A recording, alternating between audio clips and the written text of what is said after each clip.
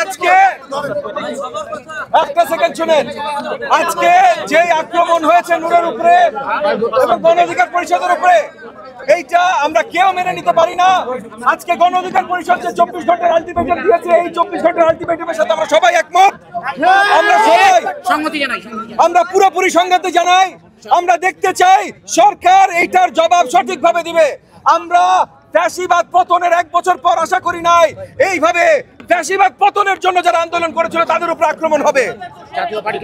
জাতীয় পার্টির মতো যেই দলগুলো ফ্যাসিবাদদের সহযোগিতা করেছে তাদের সঠিক বিচারের আওতায় আনতে হবে, এইটা আমাদের শক্ত দাবি। এবং যারা আজকে নির্মম ভাবে নূর এবং নূরের শতাধিক নেতা কর্মীর উপরে এইভাবে আক্রমণ করেছে, যারা এইভাবে তাদেরকে আহত করেছে, তাদেরকে জবাব দিয়ে তার আওতায় আনতে হবে।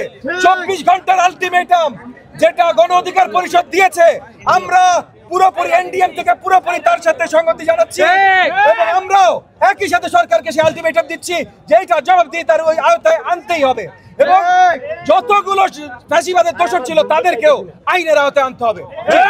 অসংখ্য ধন্যবাদ।